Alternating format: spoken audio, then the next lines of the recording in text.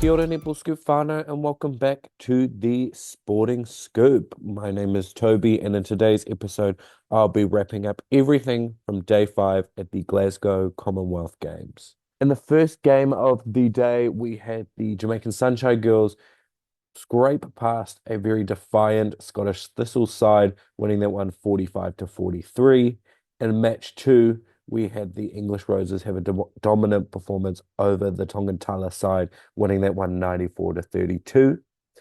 In the third round match, the New Zealand Silver Ferns had a couple of scares in terms of injuries, but still were able to put out a good performance, winning that one 65 to 37.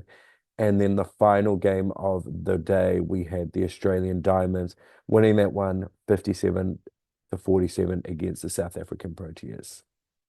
In the first game of day 5, the Scottish Thistles nearly pulled off the upset of the tournament, but the Jamaican Sunshine Girls scraped past with a win, 45 to 43.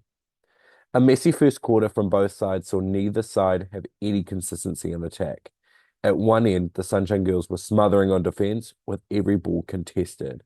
On the other side, the Sunshine Girls were throwing the ball away left, right, and centre, which the Thistles' defence, led by Cerys Finn, took every opportunity to pick it up.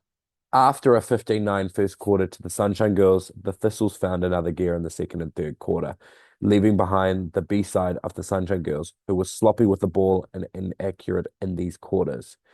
Emma Barry was a major target for the Thistles in attack, with her height and positioning making it easy for the feeders to find her. She was ably supported by Neve McCall, whose long-range shooting was impressively accurate and making her just as threatening for the defence. Going up against 4 world-class defenders from the Suncorp Super Netball League, they stood up to the challenge and both sat with 81% for the contest, an impressive effort.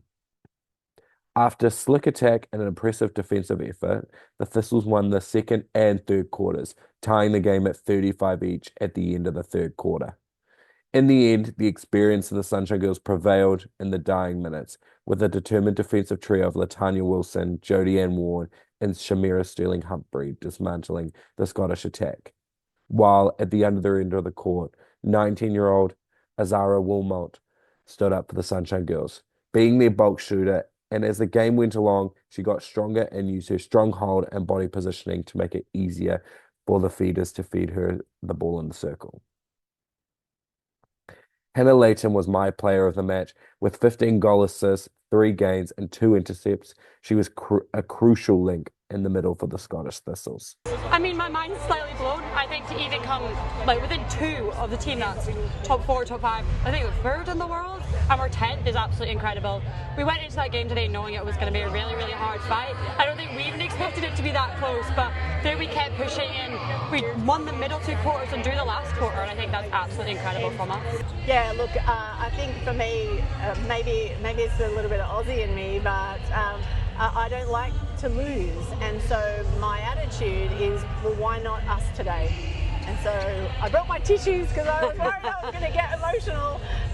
Is that it's really special to see people giving it every single part of themselves to the game. And when our captain Iona actually talked about belief before the game, and she said, we need to believe that we can do it. And then at the 3-quarter break, she just said, see, like, we have to believe and we can have a go. So we left it all out on the court, and I'm really proud of them. In the second game of the day, the England Roses defeated the Tongan Tala side 94 to 32. Thanks to a remarkable defensive display from the entire backline, the Roses' precision on defense chalked up a ridiculous 34 games. Halimat Adio and Fumi Fadoju were on fire, showing their brilliant instincts to snuff out countless feeds and defend the shot. Amy Carter also had 7 games, continuing her streak of being the highest ball winner for the Roses for the second game in a row. It was a crushing first quarter, led by the quartet of Liv Cheen, Sasha Glasgow, Jess Shaw, and Amy Carter, who were slick on attack.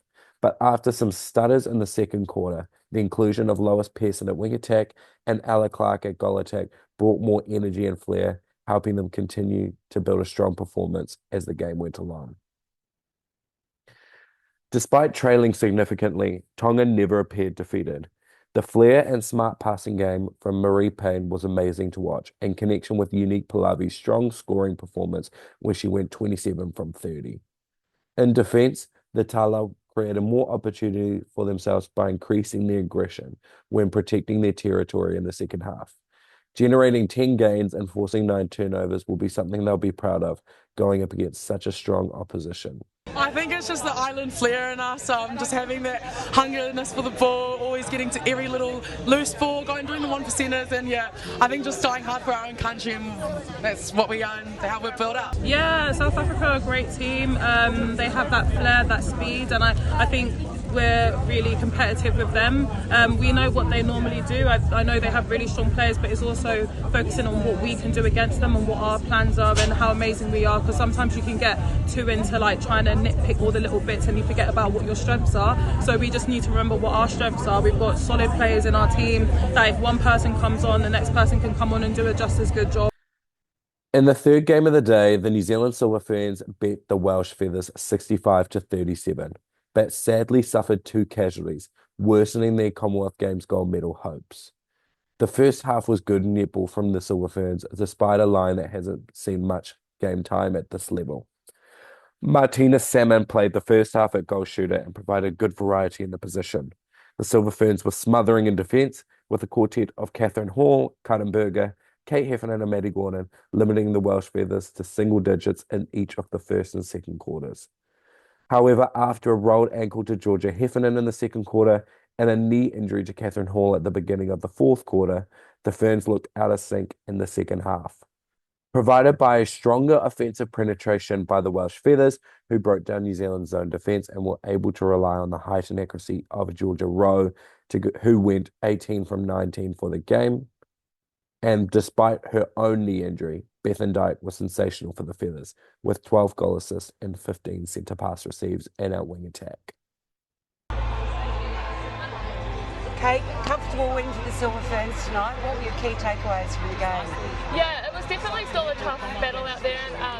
Wales' zone defence was making us have to work really hard. I think we did go into that game talking about how important discipline is, and I think at times we just weren't quite disciplined enough, but there was some awesome stuff there that we can really take from that. But we're always looking for more, and I think making sure we're keeping that centre pass or taking any ball we get high, that's really important. Last one, it's incredibly tough seeing 2 of your teammates go down during the game. How do you regroup after something like that and sort of stay strong through it all? Yeah, it's obviously it's the worst part of sport, and yeah, it was really hard to see. We just have to wrap our arms around those girls and hope that it's nothing too serious, but we've got to stay tight. We've got a big few days coming, a big rest of the week coming up, so yeah, we've got to keep focused on what's ahead and just wrap our arms around each other.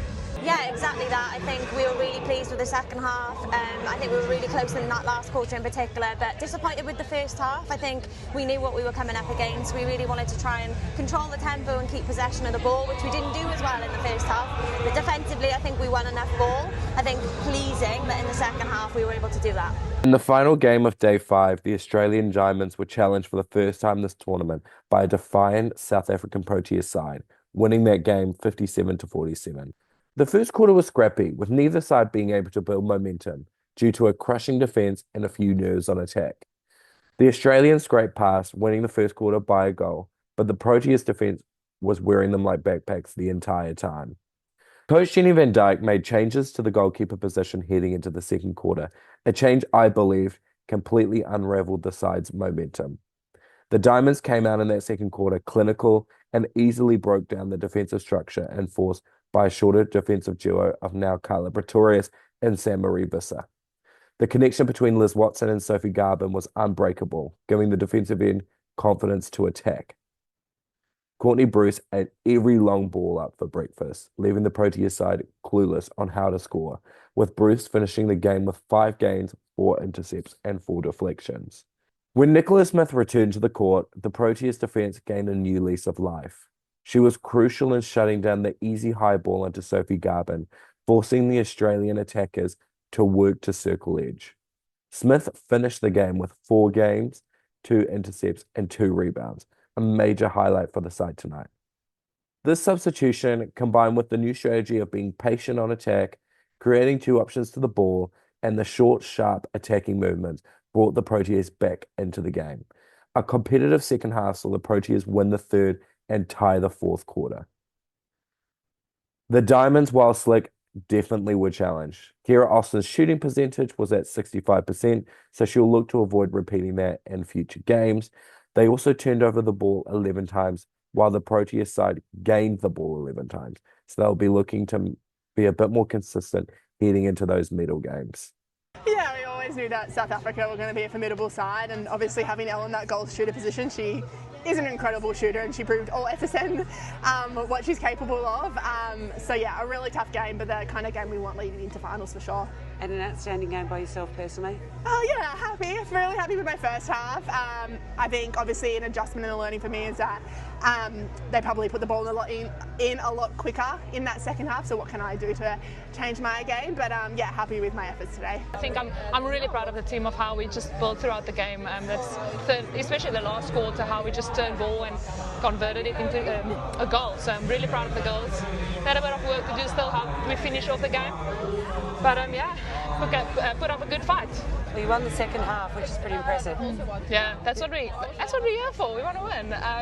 So no, like I said, I think half time we had a good chat, and just how we have to step up this game and just be what we know we can be. So yeah, it's been good. And your defensive end is pairing along really nicely. Yeah, we have a lot of options, which is good. I must say we have a Carla that's very like a senior, and then we have the younger ones that actually can just do what she does and just slot in. And yeah, I must say the variety we have on defence is just something that we can be proud of. We can just put up any combination and it will work.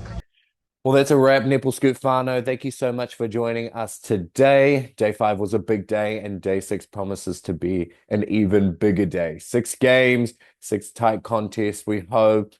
And check out all of our content down below. I've linked some of our articles, including Jenny Sinclair's article with Georgie Horgis, where she goes into the background of her netball career. We also have been doing daily wraps, written versions on our website, and also the podcast. We've been doing daily wraps. So go check all those videos out, and we'll see you next time. Please subscribe, like this video, and comment your thoughts on the Commonwealth Games so far.